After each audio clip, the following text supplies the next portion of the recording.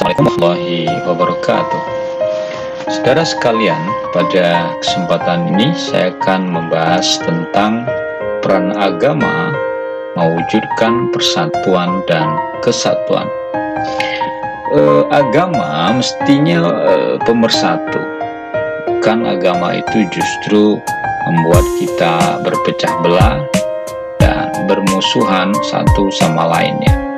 Oleh karena itu, apakah kita yang salah atau agamanya yang salah? Tentu tidak.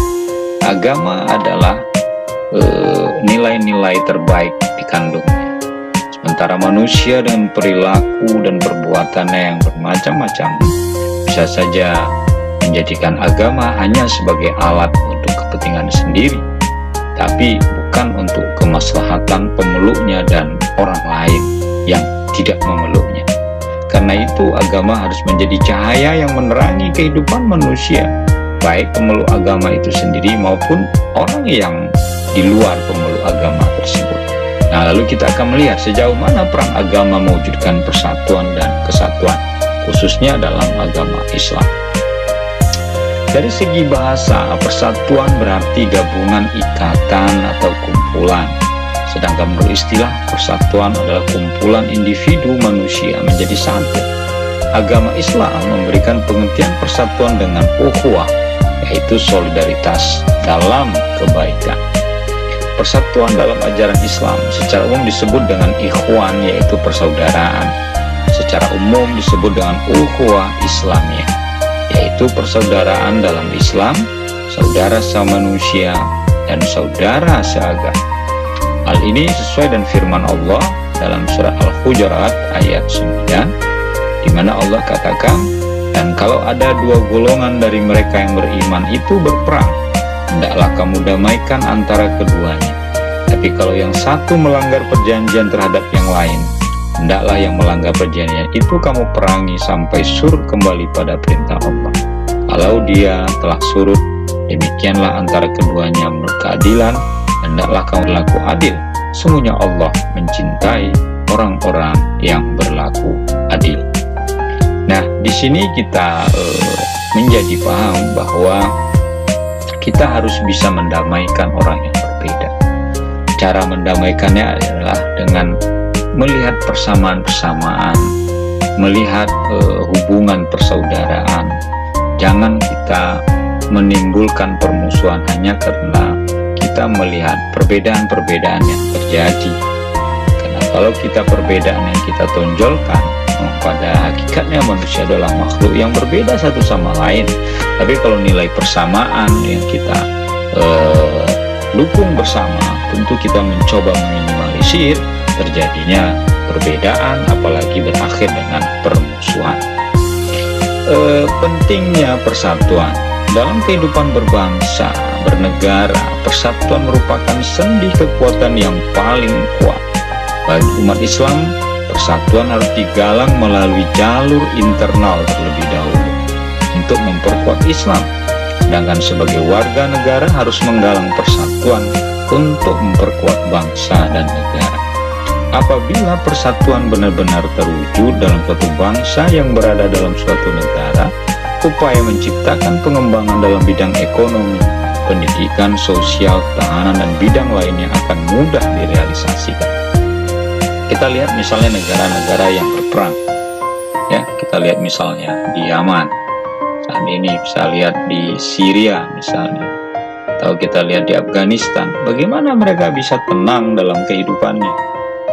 Bagaimana mereka bisa membangun? Bagaimana mereka bisa mewujudkan kenyamanan dalam hidup berbangsa dan bernegara kalau persatuan tidak ada dalam kehidupan mereka? Nah, maka walaupun kita berbeda-beda, tapi kalau kita bersatu, maka perbedaan itu akan bisa kita minimalisir untuk menjaga ketenangan dan kenyamanan. Boleh saja kita berbeda, tapi kita bisa satu dalam visi membangun bangsa. Apapun agama dan keyakinan dan tradisi budaya kita, tetapi kita sebagai satu bangsa, marilah kita membangun bangsa ini dengan keragaman yang ada. Dengan cara apa? Yaitu dengan menjaga persatuan. Nilai persatuan bagi kepentingan Islam. Apabila persatuan sudah dapat diwujudkan, umat Islam dimanapun akan merasa terpanggil untuk kepentingan bersama. Demi kemajuan umat secara keseluruhan, maka umat Islam yang mayoritas penduduknya beragama Islam akan saling tolong-menolong, saling membantu dan bekerja sama antar satu dengan yang lainnya, baik dalam bidang ekonomi, pendidikan, politik, sosial, pertahanan, dan lain sebagainya macamnya. Sehingga nilai persatuan ini harus kita junjung tinggi, baik kita sesama umat Islam maupun kita dengan pemeluk agama lain. Untuk apa? Untuk terciptanya persatuan. Kalau persatuan ini kita bisa ciptakan, kita akan menjadi kuat, kita tidak akan mudah dipecah belah, kita tidak akan mudah diadu domba oleh orang-orang yang tidak menyukai kita. Dengan modal persatuan itulah, upaya menuju kekuatan dan ketahanan umat akan mudah dilakukan. Karena antara yang satu dengan yang lainnya merasa bertanggung jawab atas terwujudnya kekuatan dan ketahanan itu. Lebih dari itu, pertanggungjawaban dalam segala aspek kehidupan umat Islam seluruh dunia. Saudara sekalian, bagaimana cara meningkatkan persatuan atau ukhuwah Islamiyah dalam Islam? Kalau kita melihat dari segi bahasa, yakni menggunakan bahasa persatuan, yaitu bahasa Indonesia dengan baik dan benar di setiap acara resmi dan di mana saja kita berada. Dalam segi ucapan salam, yakni menggunakan salam selamat pagi atau yang sesama muslim dan ucapan assalamualaikum di setiap pertemuan. Saya kira ini juga dalam rangka kita menjaga persatuan. Kita tidak ingin hanya karena ucapan salam yang berbeda lalu kita nanti menjadikan itu sebagai cara kita menunjukkan identitas masing-masing, lalu identitas itu semakin menguat. Perbedaan-perbedaan yang ada itu yang ada kemudian adalah kita mudah berpecah belah. Tetapi kita memahami bahwa dengan semangat agama kita masing-masing, semangat kita sebagai seorang muslim, tapi kita tidak bisa menghargai orang lain. Di Indonesia kan kita biasa mendengar orang mengucapkan assalamualaikum, selamat siang, salam, om swastiastu, namo budaya. Nah ini misalnya seperti itu. Jadi kita bisa menjadikan itu sebagai cara kita menghargai orang yang berbeda keyakinan atau yang berbeda tradisi dengan kita, namun kita tetap mengupayakan nilai-nilai persatuan. Tidak kita jadikan ini assalamualaikum ini hanya milik orang Islam, kalau bukan orang tidak Islam ya kita nggak boleh mereka mengucapkan itu. Silakan saja kalau memang mereka memakai assalamualaikum, ya itu kan dia telah mendoakan kita. Persoalan Gusti Allah mau mengabulkan doa dia terhadap kita itu bukan urusan kita.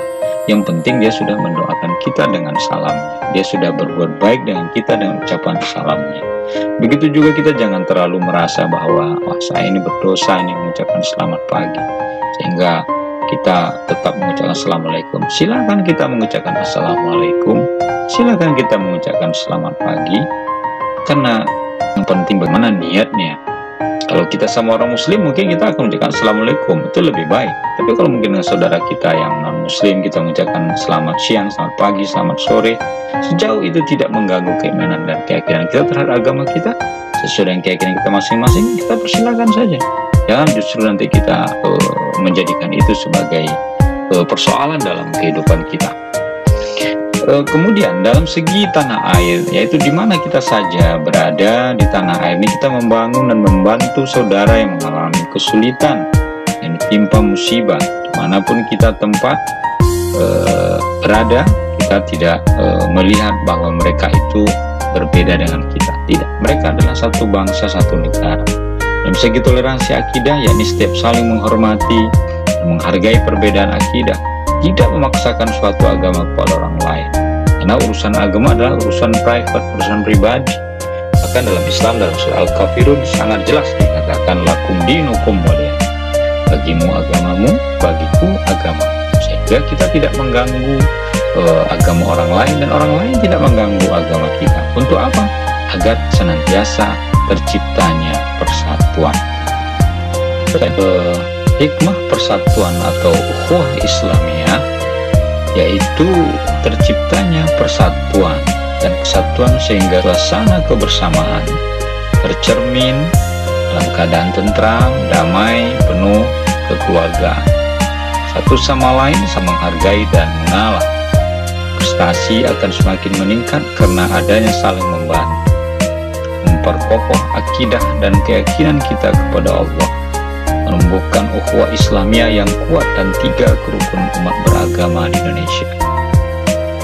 Kemudian menjalin rasa kesetiakawanan sosial. 3 kerukunan umat beragama di Indonesia itu adalah kerukunan secara internal umat beragama sesama pemeluknya, kemudian kerukunan secara eksternal antara pemeluk agama dan pemeluk agama lain, dan ada kerukunan umat beragama dengan pemerintah.